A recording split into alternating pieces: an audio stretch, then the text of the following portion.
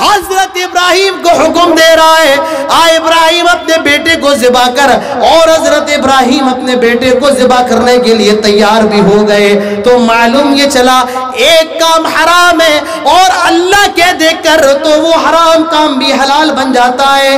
میرے بھائیوں، حضرت آدم کو فرشتوں کے سامنے پیش کیا گیا، سارے فرشتوں نے سجدہ کیا لیکن ابلیس نے سجدہ نہیں کیا۔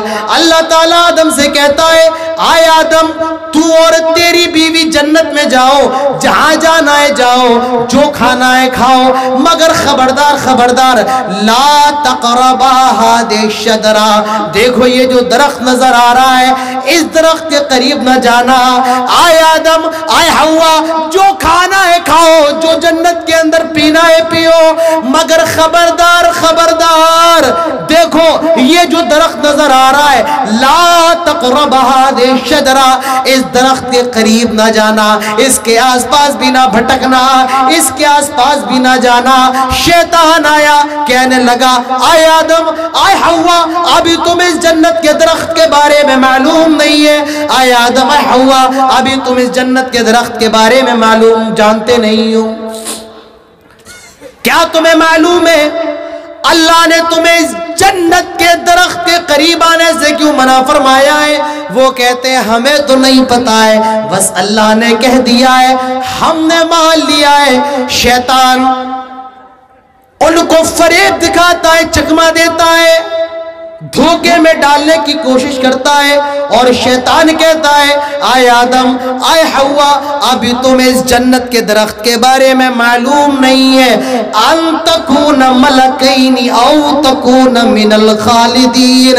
آئے آدم آئے حوا اگر تم اس جنت کا درخت کا پھل کھا لو گے تو تم فرشتے بن جاؤ گے یا ہمیشہ ہمیشہ جنت کے ہو جاؤ گے، کبھی تمہیں جنت سے نکالا نہیں جائے گا۔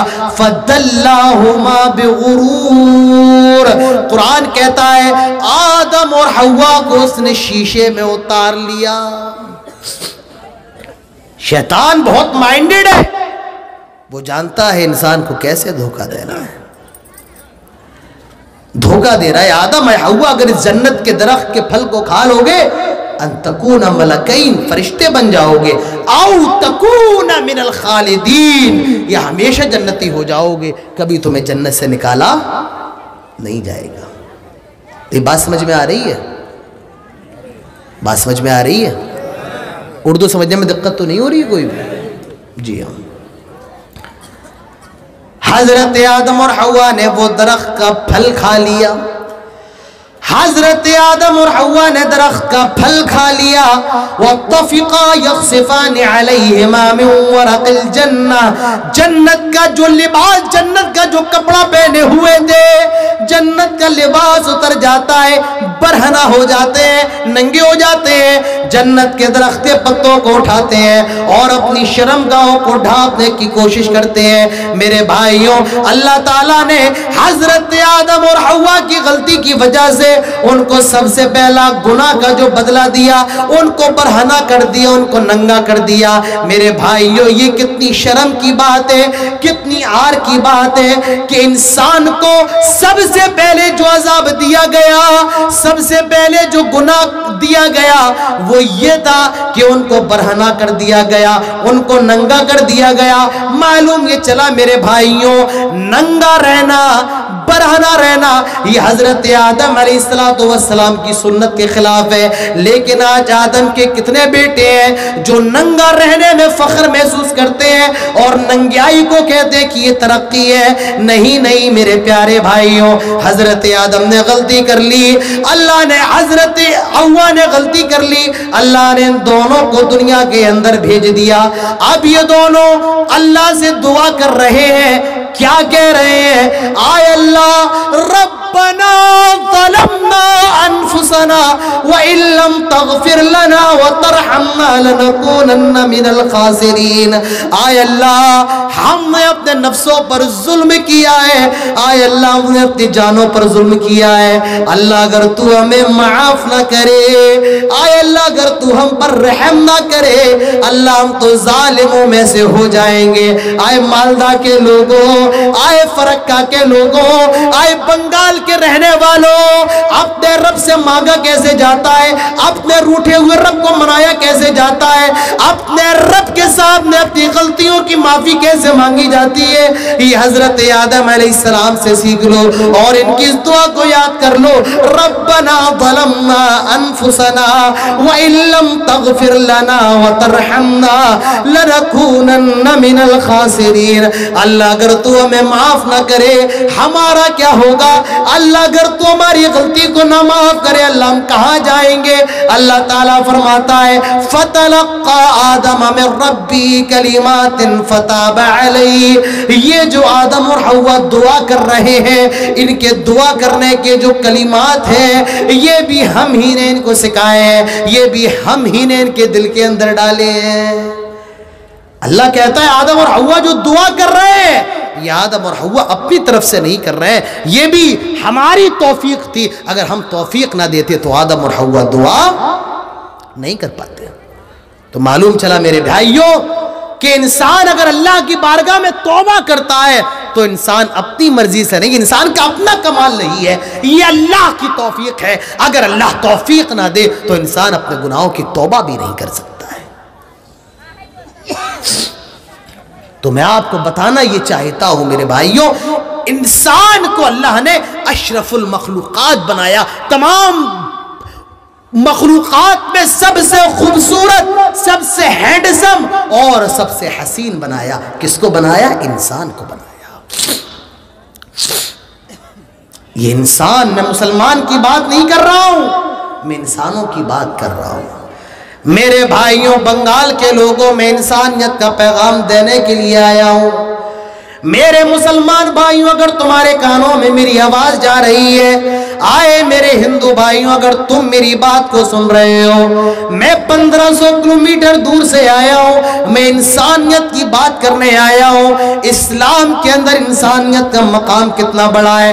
اللہ تعالیٰ فرماتا ہے اِنَّا خَلَقْنَاكُم مِّن ذَكَرٍ وَأُنثَىٰ وَجَعَلْنَاكُمْ شُعُوبًا وَقَبَائِلَ لِتَعَارَفُوا إِنَّ اکرمکم عند اللہ اتقاکم. اللہ تعالیٰ فرماتا ہے آئے لوگوں، آئے انسانوں، آئے ہندو، آئے مسلمانوں، آئے سکھوں، آئے عیسائیوں، آئے جینیوں، آئے پارسیوں، آئے آدیواسیوں، اِنَّا خَلَقْنَاكُم مِّن ذَكَرٍ وَأُنثَىٰ.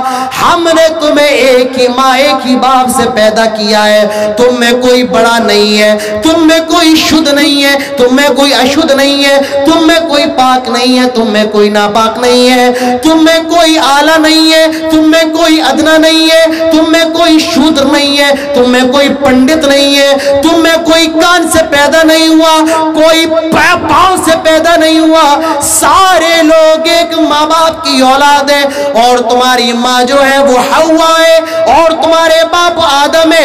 اِنَّا خَلَقْنَاكُم مِّن ذَكَرٍ وَأُنثَىٰ.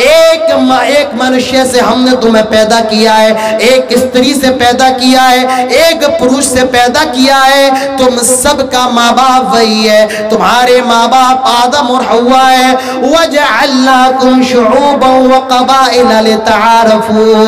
اور پھر ہم نے تم کو گروہوں میں بانٹ دیا، ہم نے تم کو قبیلوں میں بانٹ دیا، ہم نے تم کو قبیلوں میں تقسیم کر دیا تاکہ تم ایک دوسرے کو پہچان سکو. اِنَّ اکرمکم عند اللہ اتقاکم. اور اللہ کے نزدیک سب سے بہتر وہ ہے جو اللہ تعالیٰ سے سب سے زیادہ ڈرنے والا ہو. اللہ کے نزدیک سب سے بہتر وہ ہے، کون ہے؟ جو اللہ سے سب سے زیادہ ڈرنے والا ہو.